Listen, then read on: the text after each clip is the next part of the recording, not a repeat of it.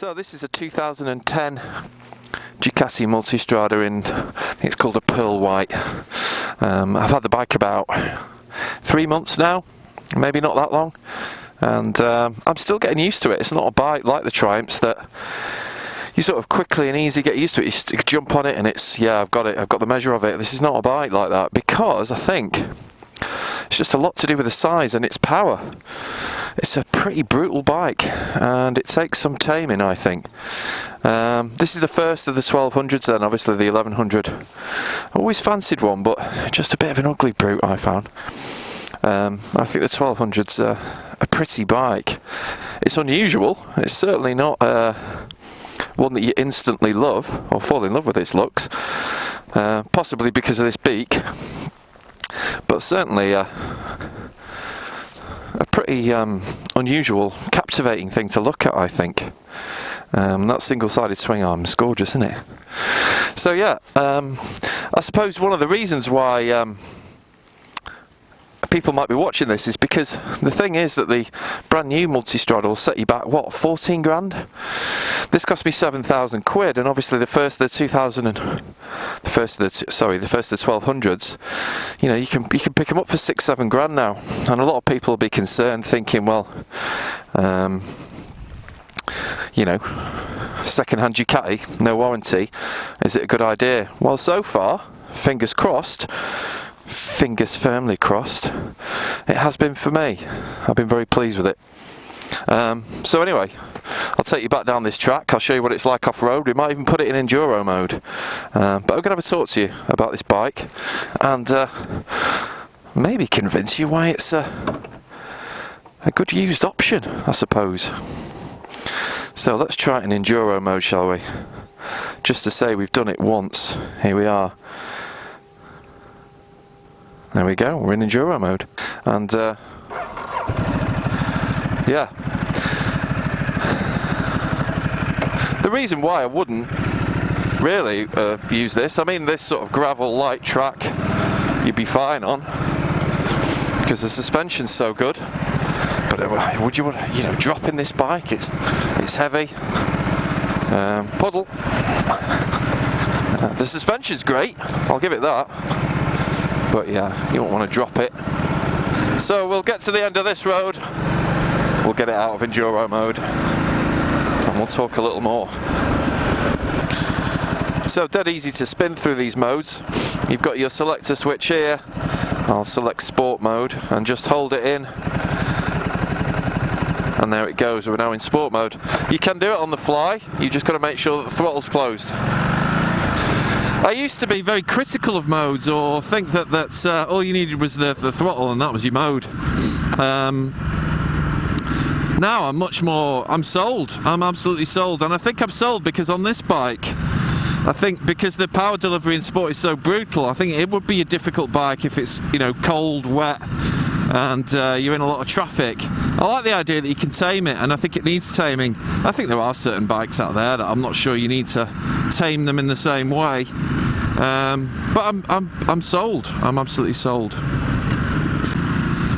So first off, let's talk about the engine.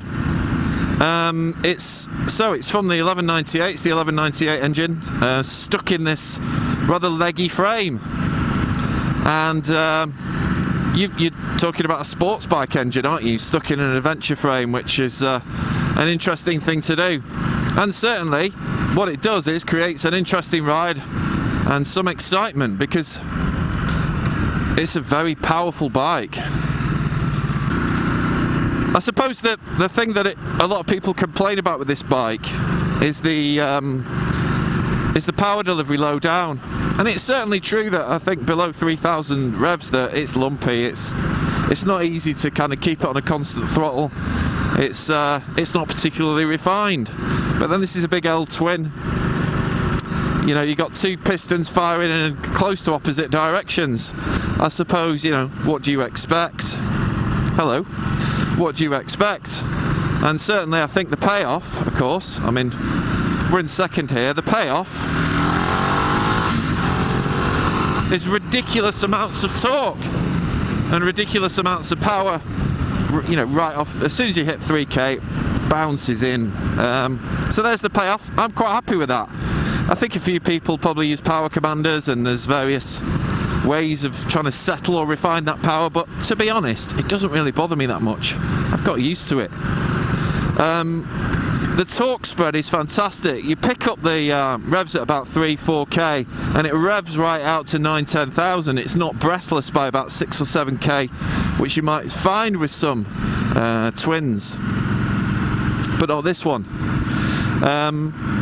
The gearbox, it's a little agricultural. You hear it smacking in. You've got to be really positive, particularly between 4th and 5th gear, as you will find I've found a false neutral a few times there, so you've got to be really positive with the gear change, but I've got no complaints with that at all. The clutch is pretty light. Yeah, it's not the lightest I've ever tried. The KTM I tried last time is incredibly light. This is fine. This is fine.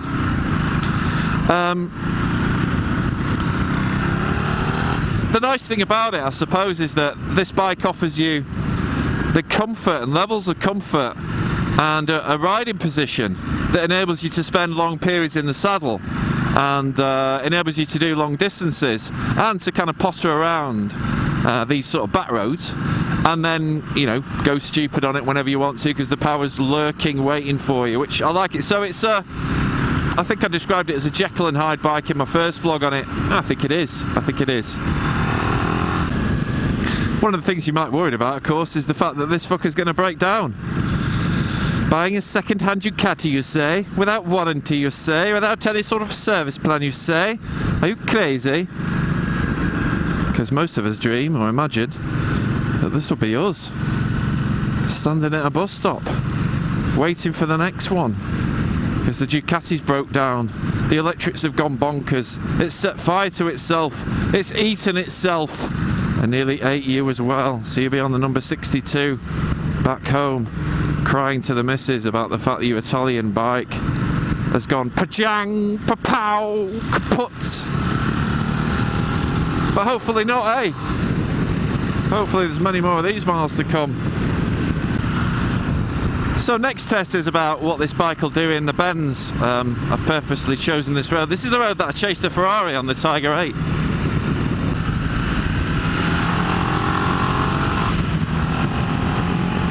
Just get it flying over these crests. This one.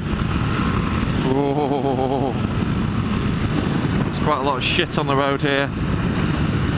One thing that's noticeable is that you've got a 190 on the rear. And the Tiger Explorer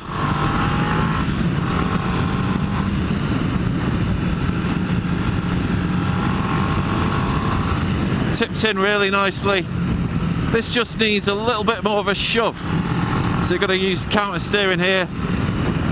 And the other thing I've noticed is that you really need to be in the right gear on this big twin. You could get away with it on the Triumphs I've had, and certainly be a lot quicker through here on the speed. You feel the physical size of the thing through these bends.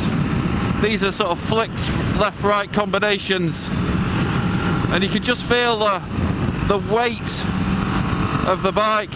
But then it's not a sports bike, and it's not, as the Speed Triple is, a kind of sporty, naked obviously, with not a great deal of touring. Ooh, probably see the traction control kicking in there.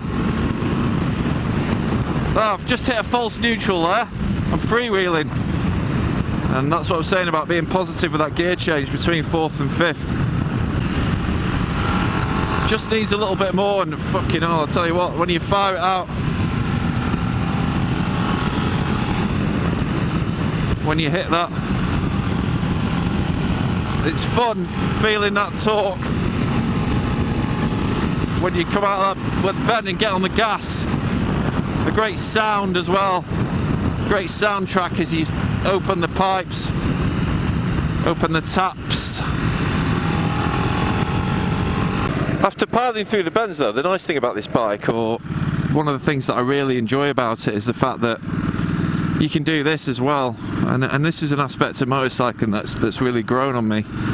I've got a real desire to just sit on that bench. Let's have a sit on it and have a look at the bike.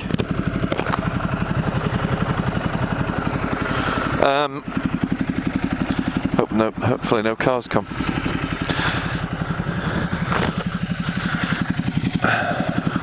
Cross legs, thank you. Yeah, the nice thing is that you can pilot through those bends on a nice twisty road that you know, and chuck it around and have a lot of fun, as much fun, nearly as much fun, as a sports bike or a sporty naked.